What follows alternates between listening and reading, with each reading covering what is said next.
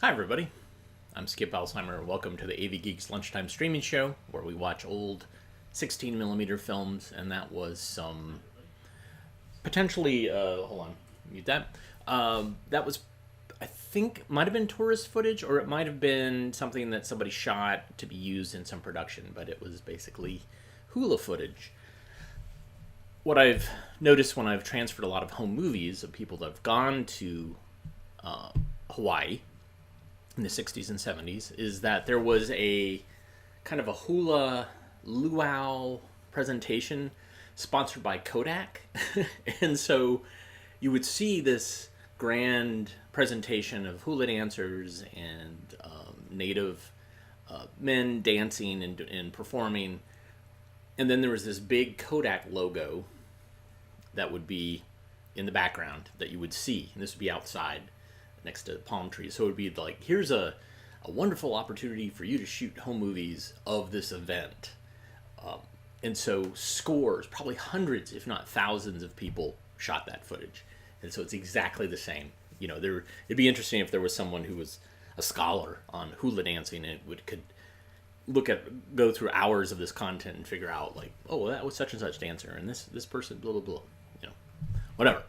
But here's something that there's not hundreds, if not thousands, of copies of. This is a snippet that we call Cabaret Act. Enjoy.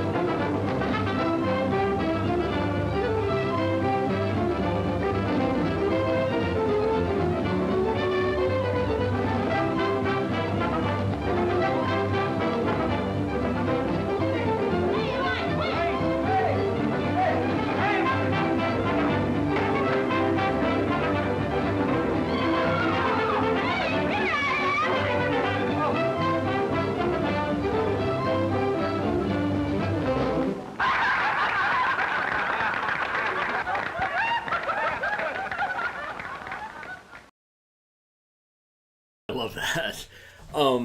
Unfortunately, it's clipped, so we have no context. Like, I don't know where that came from. Chances are that was from a feature, potentially, and somebody on eBay clipped it out and sold it because they knew that the feature itself wouldn't sell a lot. But here's a highlight that is super exciting. This happens a lot, especially for collectors who collect train footage or whatever, is that a eBay seller would clip out specifically the scene that they thought would make the most money, and then they would sell the rest separately. And so you lose that context, which makes me sad because I'd love to know more about who that who those folks were and like what are other routines that they've done, stuff like that. So kind of frustrating. All right, so we got behind me a film scanner, and what we do is we try to watch and digitize a couple of films a day when we do the show. Sometimes we don't have time to do it, but that's okay. So today we're going to watch Step a Little Higher, and this film was obviously shown by someone who didn't know how to run a projector. So it's very splicey and scratchy at the beginning, but eventually it gets better. So here it is, Step a Little Higher. Enjoy.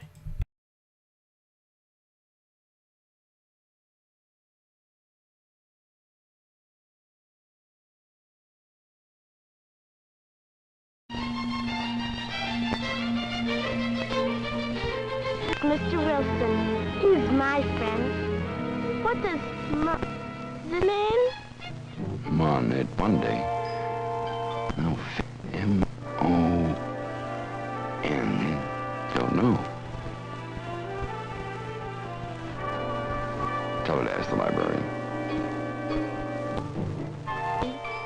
He's laughing at me because I'm in the 2nd grade and can't read every word. I'll never ask him anything, ever. He's not my friend.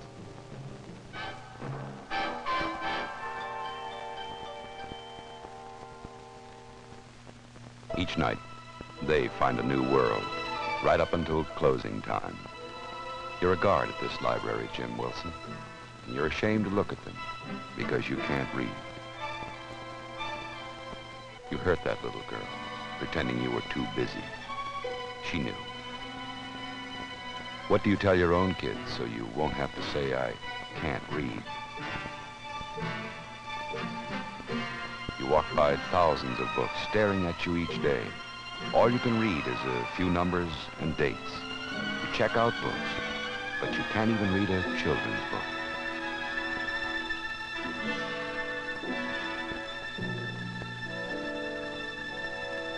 Sit down.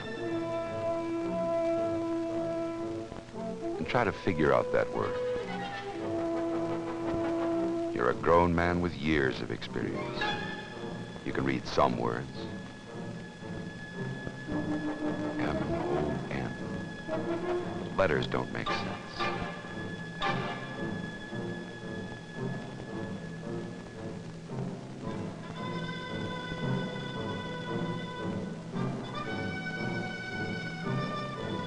Mr. Wilson can't read. Mr. Wilson can't read. You can't make it up. You've got to learn to read. Don't lose this job too, Tom Dawes. You've got to make it. You've got to be able to fill out that application form. Act confident. You know you can do the job. Tell them about your experience.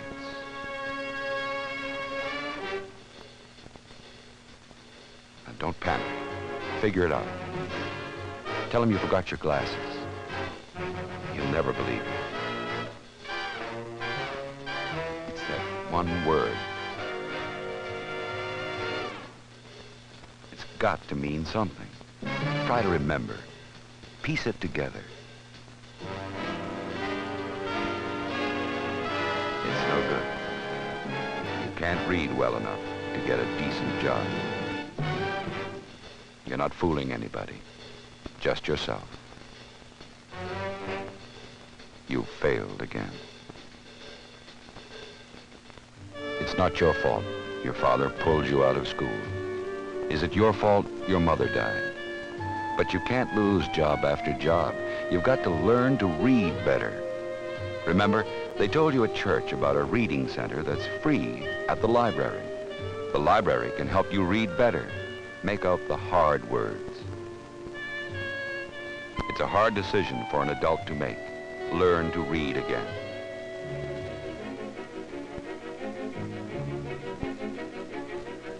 Go in, Tom. Open the door to your new life.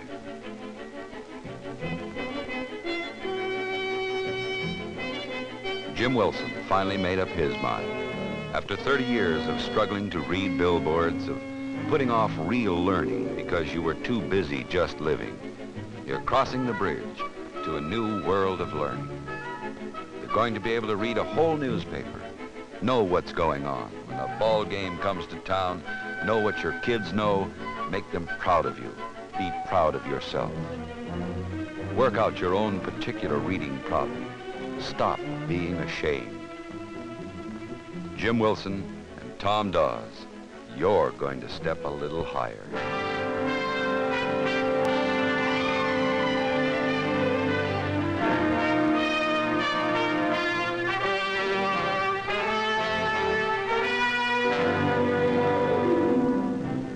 It's hard for adults with a lifetime of some reading experience to learn to read better. It takes a tremendous curiosity, a love of life, a willingness to improve. Anybody others? How about what happens in the wintertime? Sled. All right, sled. Sleep. Sleep, good. Laughing. How about this word? Flight. Flight, all right. And how about this word? Light. Light. All right. And we said that the GH was silent. Try this again, Mr. Dawes. Give it a good shot. You wanted to know so bad. But the words were strange. They all seemed to know more than you.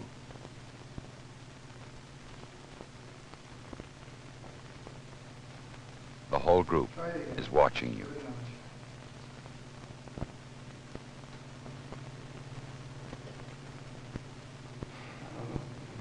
She understood. You can't learn with other people around. You've got to be sure of yourself before you can learn something new. Oh, Mrs. Brown works all day. She works for her friends. For her who? Friends. No, she wouldn't work for her friends. Oh. She worked for you and the children. Family.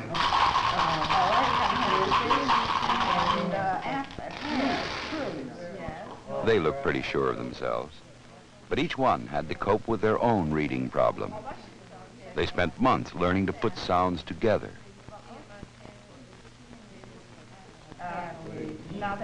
In North Dakota. I can't make anything out of this. Afraid to try something new, Jim? Afraid you'll never learn to read like them? It takes time.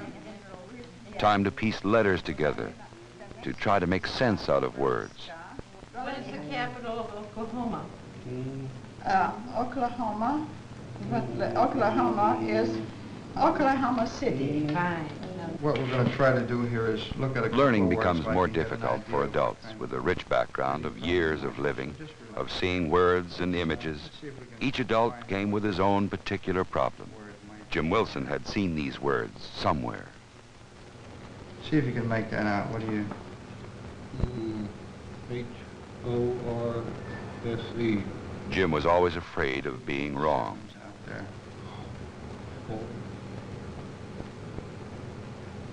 Give it a shot. Give it a try.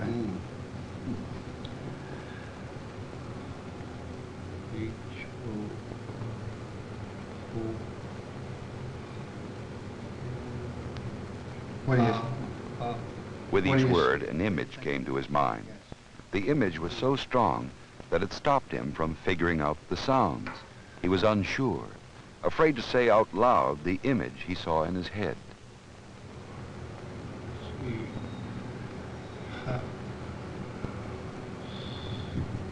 You think you have a pretty good guess? Take a guess. What do you see in your mind? What does the word kind of remind you of? Horse. Still afraid, he encouraged you. He wouldn't let you quit. Recognize it? Not quite. Try it again. As. As. All right. How would you use that? Have you ever used the word before? As. As. I can't think right now. When you want to think of it, you can. Yeah. Like, as. Can't think. So as Mary did it, would you recognize it that way? As I was going. Finally, Okay. he began to make sense out of sounds. One Sunday, the next Reading in a group became fun for Tom Dawes. The text was love your neighbor as Yourself. yourself. Okay, Mr. Dawes, give someone else a chance. You can't do all the reading. You want to try it now? Yeah, I tried. That was a good sermon, said Mr. Brown. Reverend Jenkins allowed preach. Always. Always preach good sermons. He is a good man. Yes, he is, said Mrs. Brown, and we need to hear him say, love your neighbor as yourself. It is a thing we need to think about. You finished your first book. How about that? Let's try a little reading. Jim Wilson, books taught you more about life, about your country, about being a better citizen. There is a star for every state. Good citizens want to know about the flag. We want to know about our flag. All right. Each book stimulated a discussion. What if the man can't read and write? How would he become to be a good citizen? Because I figure like this, if I don't have anything to say about the way things are going and what I like and what I don't like, well, I don't think I have a right to care about, I mean, if things don't go right, I have nothing to say. In the Library Reading Center, Jim Wilson found whole shelves of books, books especially written for adults beginning to read. You never knew how much you could learn about being an American, a voter, a consumer. Learn about living, how to live better, how man used to live.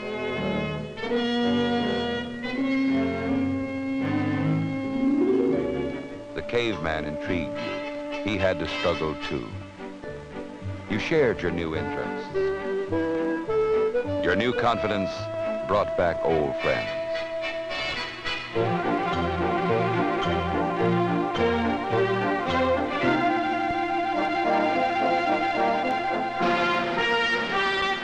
You told them about your full-time job, and next week you start new classes with the Board of Education school.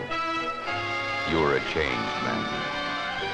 How has the reading program helped any one of you? Each individual felt the change, the inner security that being able to read can mean, and they talked about it. Well, it's given me confidence in myself. If I take a book from here, then I'll try to read that book because I have a length of time to bring it back. And then when I'm reading here, well, words I don't know how to pronounce, then you help me, and I'll read more by coming here than I would by just staying home because I keep putting it up.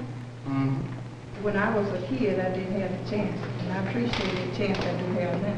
It gives me a better understanding through reading and learning to understand the words, different words, and it's the same as a light. It's shining on the same as a light that you travel by. And you, Tom Dawes, wanted to learn more and more. You never felt better in your whole life. You tore down a wall, and now you can really see. Tom Dawes couldn't see behind this door, but he could feel the results of months of planning. Plans to enlarge the scope of the reading program. Plans by the director of the library's adult education department. The project director. The director of public libraries. They work together to reach more than 50,000 adult men and women in the city who have never learned to read well. Plans in which librarian and teachers select books to motivate adults to want to learn to read. Plans to help Mary Elder read labels on medicine bottles instead of tying ribbons around them to tell the dosage. The reading program opens even more doors. Tom Dawes and Jim Wilson met for the first time during the library tour. They both felt proud when they learned that this room holds the largest chess library in the world.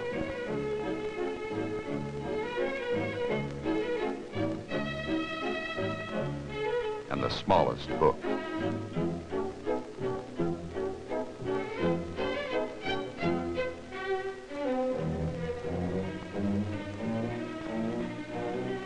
Jim remembered his short order cooking days. You heard the noonday concert. And the library opened a whole world of music.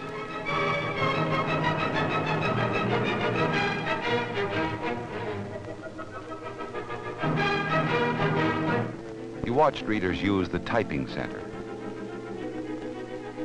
You saw a film about people living on the opposite side of the world and went behind the scenes to see film inspection.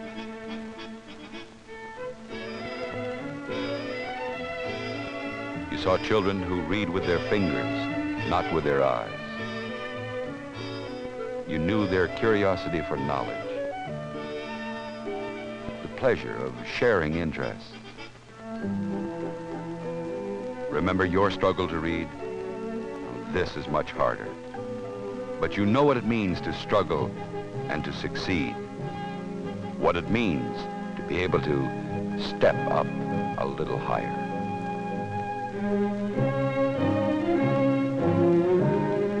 Giving me confidence in myself. You help me, and I'll read more by coming here than I would by just staying home. Give me a better understanding through reading. It's the same as a light. It's shining on the same as a light that you travel by.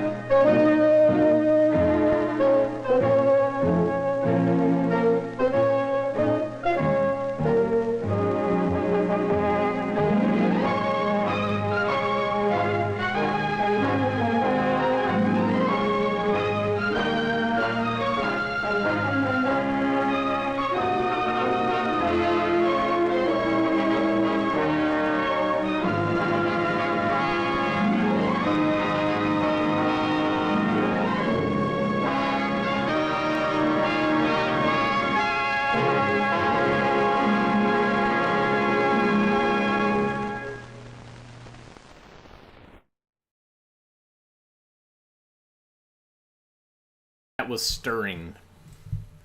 Wow, that was really great. I very much enjoyed that. And what I noticed at the end, so the Feels, I think that's how you pronounce her name, F-E-I-L, they did a series of different films, most of them dealing with nursing. The film that they did that I think is phenomenal is called Hidden World of Aphasia, where the wife plays a nurse who is very callous to people who are suffering. They had a brain injury, and they're suffering from aphasia, which means that they have problems processing what they're seeing. Parts of their bodies aren't working correctly. And with most people, it clears up at some point. But so this nurse is very much has no patience for aphasia patients. And she falls down a flight of stairs and ends up with aphasia herself. And then you hear her internal monologue. So really fascinating stuff. And I think all the Feels stuff got donated to the Indiana University's film archive. But that was great. Very stirring, as I said. All right. So today's the last day of February, last day of Black History Month, and I'm going to show a film. It's not part of my collection, but it is something that I've strived to find. Not unlike Return of Count Spirochete, this is another film about syphilis. Why is it I'm collecting films about venereal disease? Because at some point I hope to do a movie or a book documentary about VD films, because they're fascinating. They really kind of tell a history of public health and the fact that we, in the early 20th century, were not interested in talking about people having premarital sex, even though people were having a lot of premarital sex. And venereal disease was basically the number of cases was extremely high, so you knew that people were having premarital sex. So anyways, this film is interesting because it actually was made for blacks in Mississippi, and was written by George Stoney, who has done a lot of really amazing films, and was one of the fathers of public access TV. George Stoney also did some things for Ford Motor Company. He did this film called American Road. Book for Safekeeping is an amazing film about made for police officers dealing with the mentally ill. And so this is an amazing film. Now, it is a film about venereal disease that came out in 1948. I don't think there's going to be some diseased parts. I don't think there's any sexual organs. I hope there is not. I'm going to try to keep an eye out for them, because I haven't seen this all the way through. I've seen most of it. But every once in a while something sneaks in. So I'll try to kind of keep an eye on that. But the other irony to this is the fact that, so this is Mississippi, I believe in Alabama, Tuskegee, there was an experiment going on, a pretty horrible experiment at the Tuskegee Institute. It was the Tuskegee Study for Untreated Syphilis in the Negro Male, where it involved 400 men with syphilis, and they didn't treat them. These males came in saying, like, I have this problem, and the doctors did not say, oh, you have syphilis, this is how we treat it. They were like, oh, you have this other disease, and they didn't treat it, just to see what would happen. So that happened from 1932, probably up to the 50s. Even though there was penicillin that came out in 43, it wasn't applied. So this is a horrible thing that the U.S. Public Health Service did, and Bill Clinton actually apologized for it in 1997. There was a class action lawsuit, but not all public health entities were doing this. And so this is evidence that, yes, we are trying to educate this population about syphilis. So here's Feeling All Right. Enjoy.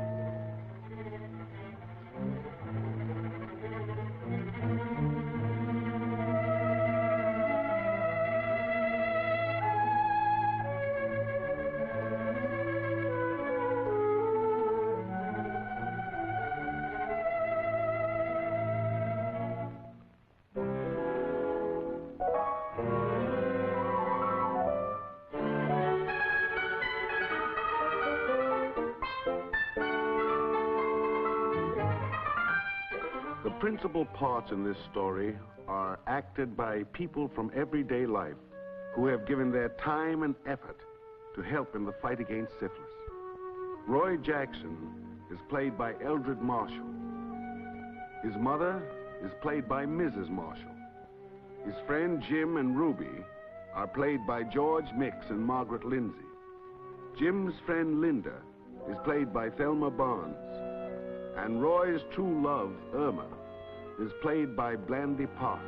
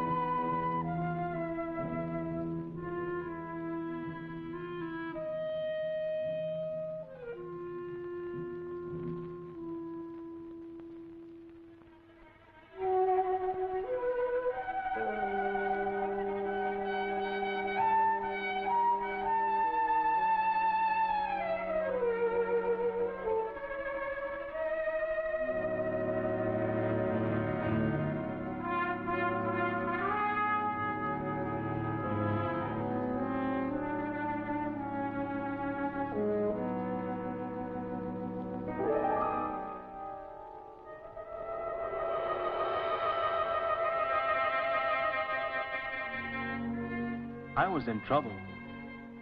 Big trouble it looked like. So I thought, go see Jim. He'd been around more than me. Jim will know what to do. Well, Jim knew right off. You got a haircut for sure, Roy. What you do? Fool around that gal, sweet on you in the cafe? I told Jim, maybe I better see a doctor. Don't be crazy, Roy. I got just the thing for you up to the house. Fix you up in no time at all.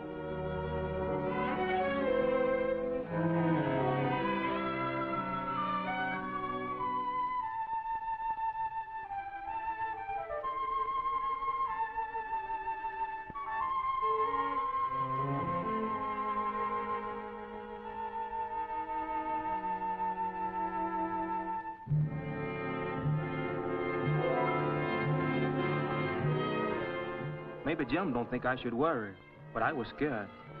The sore I had that Jim called a haircut didn't hurt any, but it looked mighty bad.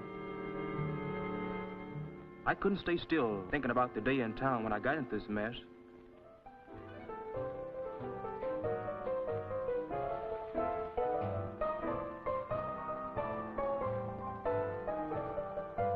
Ran into Jim that Saturday. I hadn't been to town for a couple of months. Too much work to do on Papa's farm. We took a walk down Water Street. Jim knows most everyone around here. He had a wave and a good word for everybody.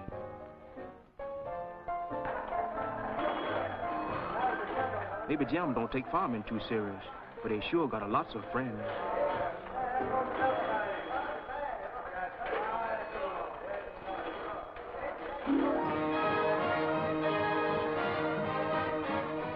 Then it all started. A couple of good-looking girls came into the cafe. Good friends of Jim, judging by the way they said hello. The one called Linda seemed to take a liking to me right away.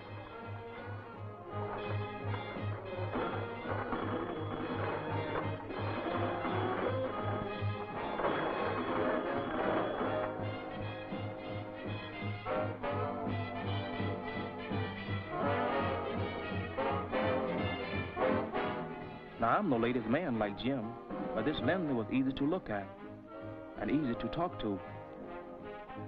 It wasn't long before we were laughing and kidding around like old friends.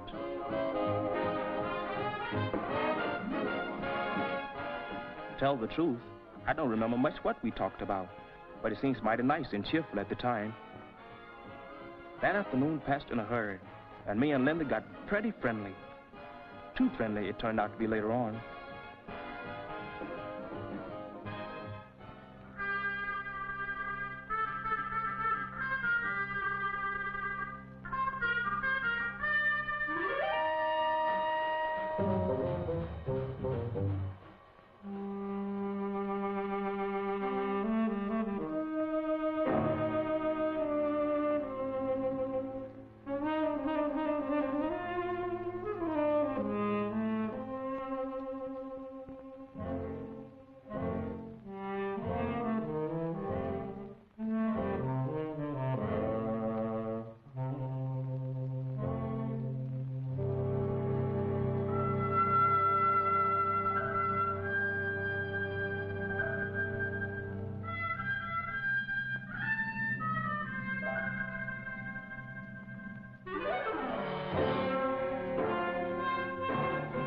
That's the way it was. And just when I've been figuring on asking Irma about our getting married.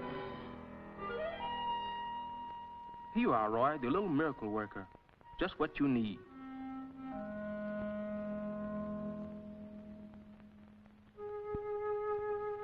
Men, are you in trouble? Stop worrying now. Dr. Waldorf's little miracle cure will dry up your trouble. Sores disappear in 10 to 20 days. Your money back if you are not satisfied. That sounds like pretty big talk to me. Or, don't be so stubborn, Jim said. Me and Ruby both use it for our sores like yours. I couldn't argue much. Maybe this was the easy way out. 20 days isn't so long if the cure really works.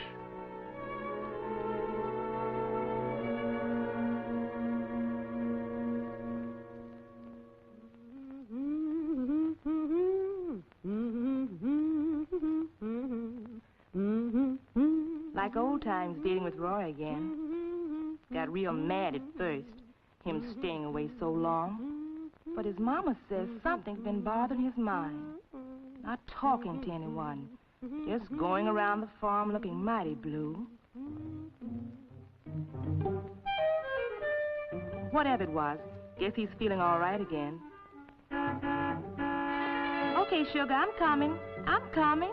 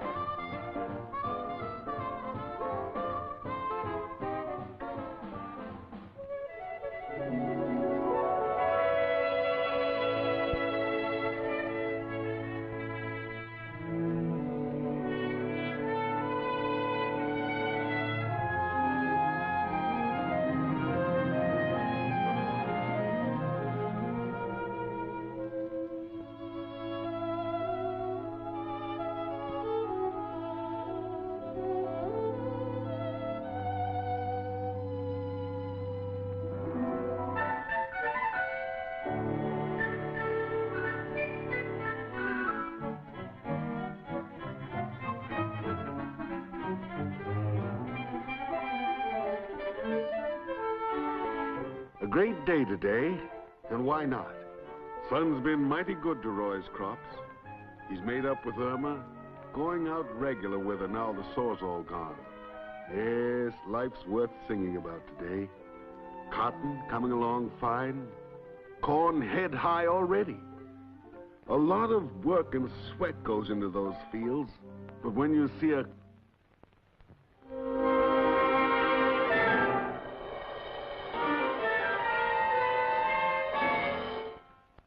Is that the old trouble come back, Roy? Your sore just breaking out somewhere else? Maybe Jim Sav was a fake, Roy. Good friends sometimes give you foolish advice because they don't know any better. See someone who knows for sure what he's talking about.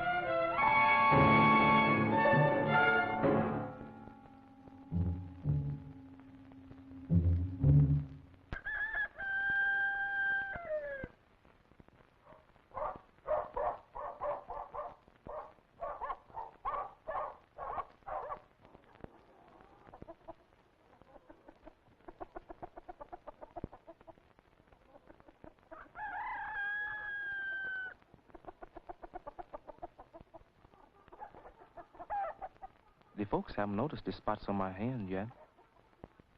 Make me feel real ashamed going around trying to hide them. Been taking that tonic Jim told me to get for about a week now. Still no sign of it clearing up.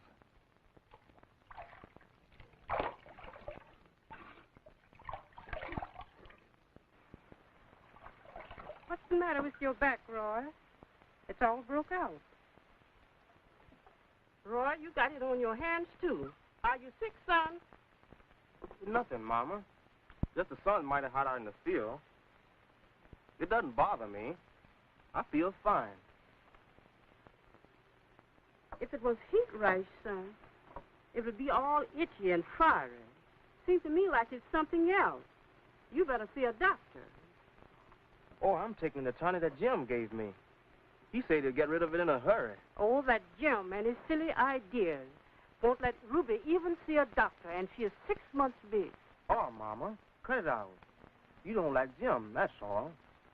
I had a sore last month. He gave me some sand that dried up fine. You had a sore, Roy? and didn't tell me nor your papa about it. We thought you were feeling low on account of you and Irma had a falling out. Leave Irma out of this, Mama.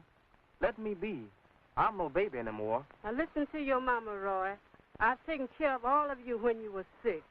Not by just sending in $1 for a bottle of tonic that claimed to cure man or mule. You get some sense into your head and go and see Dr. Jones. Jim not guessing about this kind of trouble, Mama.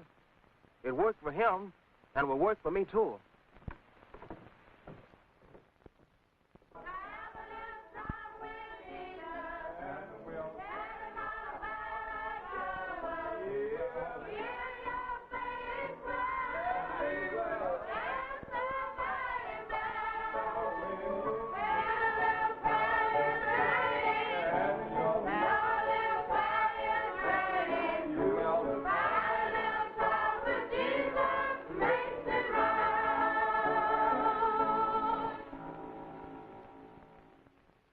This is a special day at Mount Holly. The county health department has come down to spread the gospel of good health. The windows are covered so pictures can be shown.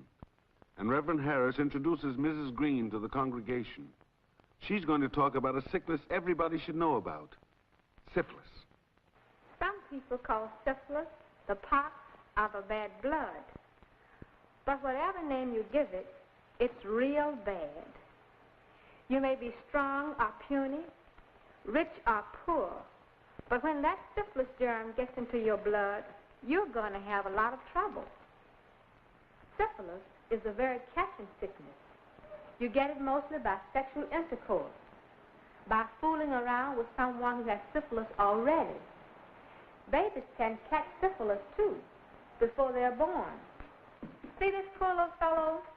His mother had syphilis while she was still carrying him. And when a baby catches syphilis from its mother, it will likely be born dead, or worse than that, all crippled up like the baby in the picture. Some people get a warning sign when they catch syphilis. Mostly, it is a sore on their private, because that is where the germ gets into the body. You've heard men call it a haircut. A woman might not see her sore if it's inside of her. That first sign usually goes away after a while, even without any treatment. But syphilis doesn't give up this easy. Maybe 2 or 3 weeks later, you get a second sign. Maybe a sore in the corners of the mouth like this. Or patches of hair may fall out. Some get sores on their face. People think they are ringworms or call them nickel and dime spots. Sometimes it is a breaking out or spots on their hands and feet. Lots of people get this kind of a warning, and most all of these sores are as catching as can be. That is how syphilis is spread from one person to another. Now, many people don't know that these are warnings of syphilis.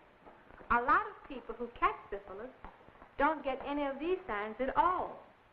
So they go for years, not even knowing that they have syphilis. They may feel all right, but the germs are still eating away inside their bodies if they don't get the treatment. Then years later, they may get swellings in the joints like this woman, or go crazy, or get heart trouble. They get sores like this that never heal up, just eat deeper and deeper. You can keep this from happening to you. Go to your health department or your doctor and get a blood test. If your blood test shows that you have syphilis, there's only one way of getting cured. Salves and tonics won't help you. Go to your health department or your doctor for treatment right away. It takes only a few days to kill the syphilis germs and make you healthy again.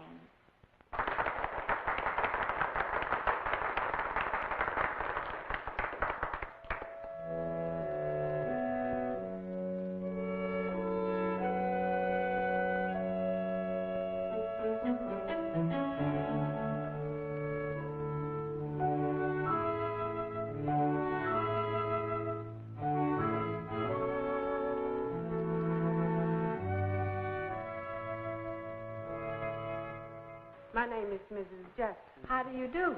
I'm worried about my son. He has rash on his hands and his back, just like the picture you showed today.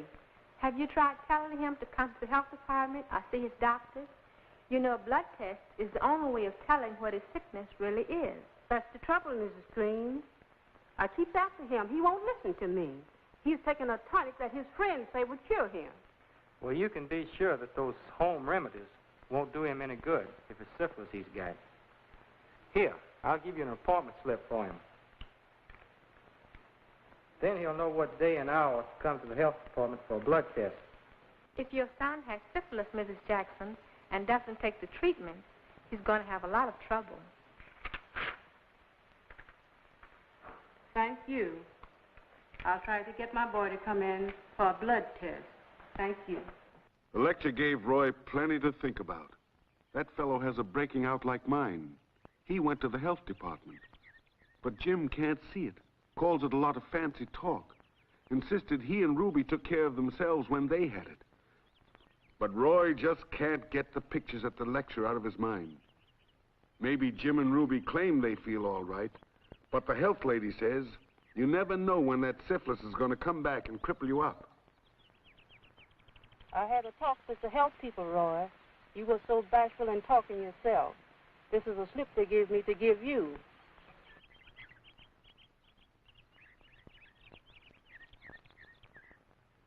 Man, you're in big trouble now. They have your name, and they're going to take you off and feed you full of shots that make you sick as a dog. You see here, Jim, you have caused enough trouble with your hoodoo cure. Did you hear the lecture? If you were so smart, take Ruby to the clinic and see if she and the baby is all right. Let Roy take care of his own business. Let's go home, son. I have a dinner to get on the table.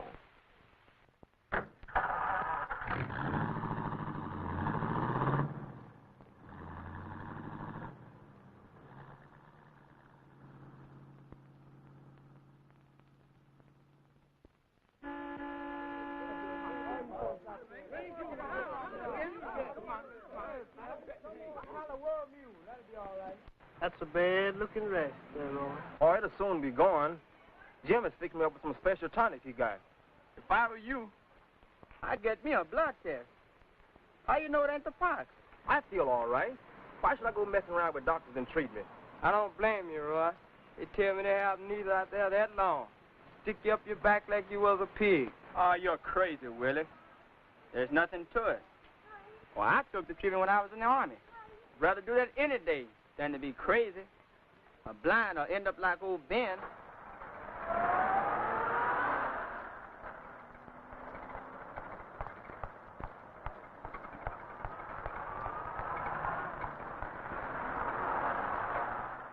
That syphilis is nothing to fool around with.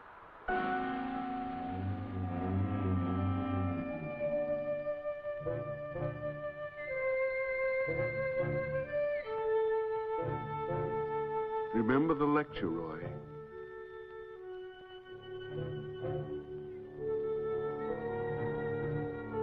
You'll have to make up your own mind, Roy. Who are you going to believe?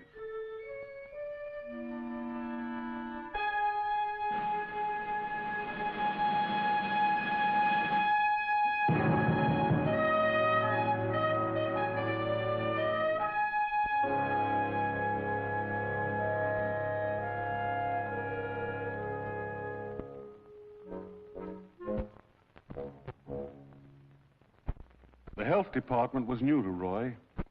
He saw the doctor look right inside of a man with one of those x-ray machines. Saw the clinic that helps mothers keep their babies healthy. There was malaria control, dental care. The VD clinic looked like he should have come here long ago instead of fooling around with Jim's cures. Roy was embarrassed at first, seeing what his trouble was, but he got over that. The people acted like they were there to help him, not blame him for the trouble he got into. Saw the man from the church lecture, too. He told Roy the doctor would give him an examination first, and then he'd get his blood test.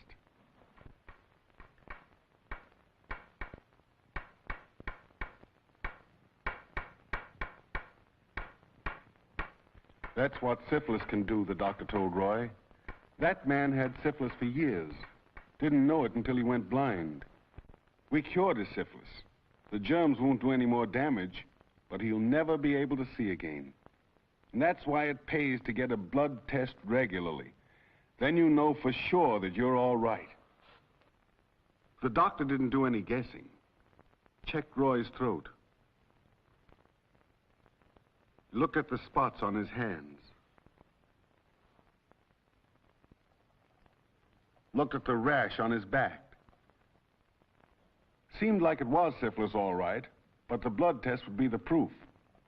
The doctor told Roy, be sure to take the treatment if your blood test shows that you have syphilis. You can go to your doctor or to the medical center run by the health department. The treatment you get there is free.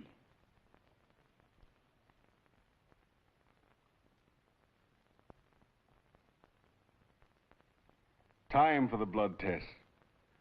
Like he told Jim later on, when you never had one, you get kind of scared. No reason for it. Everybody says it doesn't hurt, but you just can't help worrying, wondering what it's going to be like.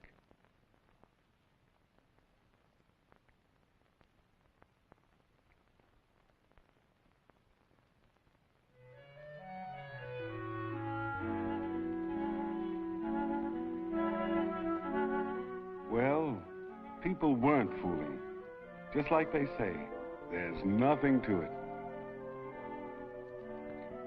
Roy's blood is put in a tube and sent away for testing.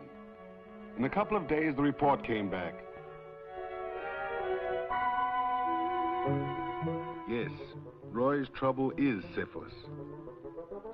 Roy decides to go to the medical center for treatment. The center is run by the health department. They pay your transportation there and back home again.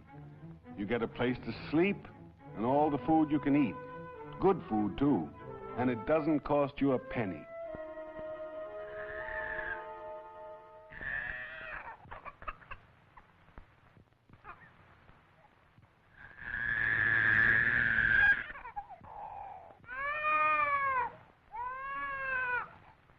One of the first things you do at the center is get another examination.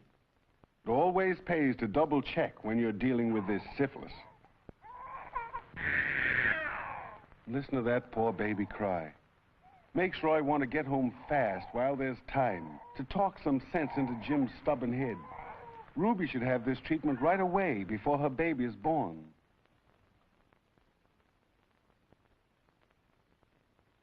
While the doctor listens to Roy's heart and lungs, he sees a little sore on the side of Roy's nose.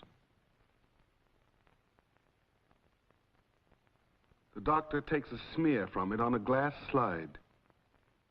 If there are syphilis germs in that smear, then there's no question that Roy has syphilis. You want to take a look at this? See those corkscrew things moving around? You can only see those, they're so small with a microscope. That's the germ that causes syphilis. They're in the rash on your hands and back, and in that little sore on your nose. They got in your blood through that sore you said you had on your privates. You can see now why salves and tonics could never do any good. All they do is dry up your sores. The treatment you get here will kill those germs in your blood. You can put your shirt back on now. It's a good thing you came in soon enough so those germs won't have a chance to do any serious damage. Well, it will take only a few days to clear this up. Before you know it, you'll be well again. Then you won't be able to give syphilis to anybody else. That's the big thing, Roy. When folks get syphilis and don't get treated, they can pass their sickness on to the people they go with. Maybe someone they like very much, like their wife or their sweetheart. That's right, Doctor. When you don't know what the syphilis is, you can get other people into a mess of trouble. Well, good luck, Roy. You'll be all right as long as you take the treatment until you're cured. Roy's had several shots by now, but it's the first day for the others, and they feel like Roy did the first time. can't take their eyes off the needle.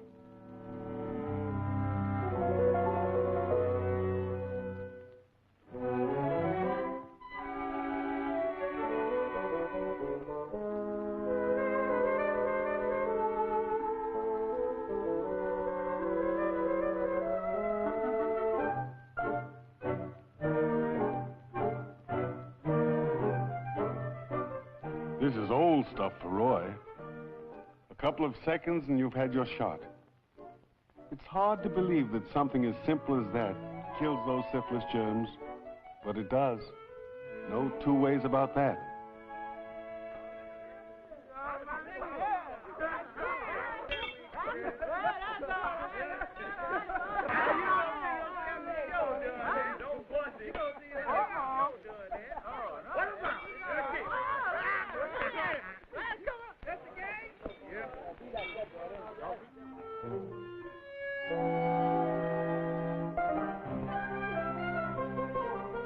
What's all the kidding about?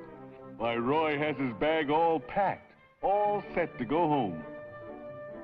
See? The rash on his hands is gone. The doctor says his trouble's all cleared up. Won't be long until he sees his folks and Irma again.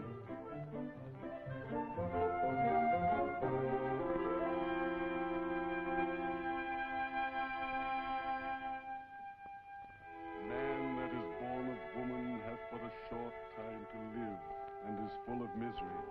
He cometh up and is cut down like a flower.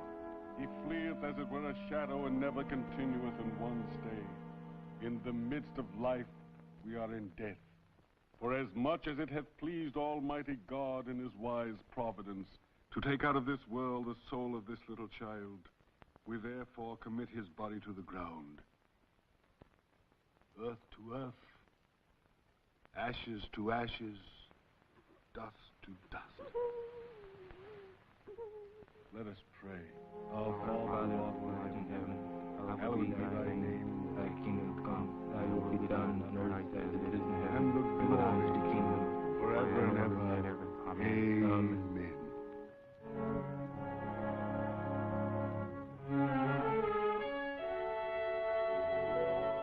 It took a deal of talking to get Irma in for a blood test.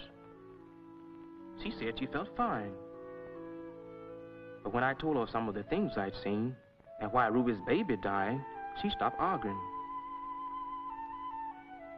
Her mama wanted her to go to the family doctor, and I said it didn't make any difference, just so she had the test. Irma was bashful about coming in for something like this, but the doctor made us feel easy right away.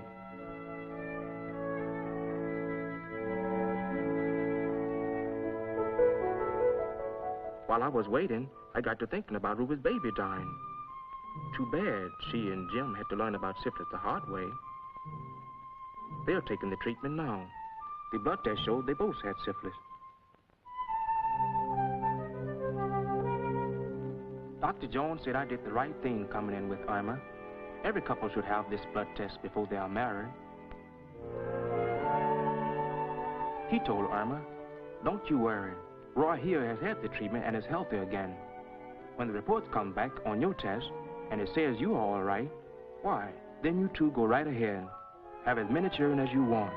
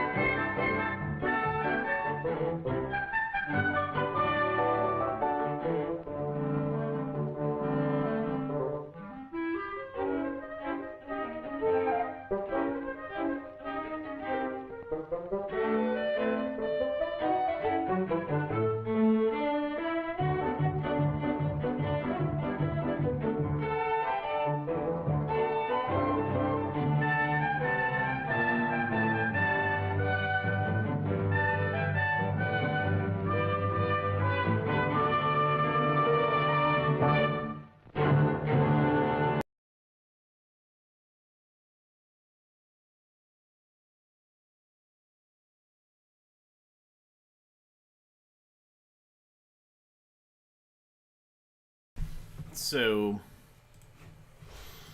it's an amazing film. And this is why, I mean, although this is not a film from my collection, I have other films that deal with venereal disease and public health from the same time period. And the issues that were being addressed in this is, one, syphilis can show up as a sore on men and then go away on its own. And so if you apply some salve to it, you think that the salve works and that you're better, but it's actually more in your body. Women, the sores are internal, so they don't know. The thing about you get to go to this place for a couple of days is because traditionally, when someone had syphilis, the way it was treated was with basically injections of heavy metals over a period of time. So you basically would poison the syphilis microorganism and not enough to poison you. And so that was something that had to be done like every so many weeks or every so many months. And so public health people had to go and track down people who had syphilis and give them the shots or tell them to come in to get a shot. And 1948, they said a couple of days. That means that chances are it was penicillin or some sulfa drug that they would administer a couple of times. And that was basically concentrating the folks who had that stuff. You didn't have to hire as many nurses or public health people statewide. So you just say, like, oh, everybody goes here, and it's cost effective just to house them for a couple of days. I think that's probably why that happened. But it's really fascinating. I mean, this message is... I have other films, specifically films for the military, that address the same things.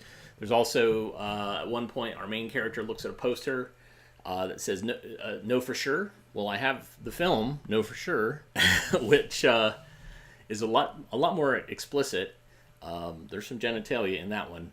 And it just talks about the same message. Like, basically, you got to go get a test, and then you have to get like legitimate treatment and not go to some quack. So anyways, thanks for watching today. I love showing stuff like this to you because it's our history, it's our culture, and I love your comments.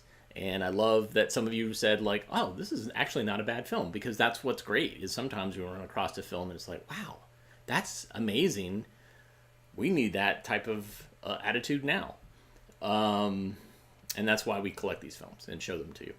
Everybody have a great rest of your day. If you like what you saw, you can hit the super thanks button, donate some cash. You can also hit the like button or the thumbs up button. Or you can watch other AV Geeks films that we have on our YouTube channel. Those have advertising on them, which is mildly annoying, but it actually helps pay the bills. You can also go to ko-fi.com/avgeeks or patreon.com/avgeeks. Those are other ways that you can contribute to us financially.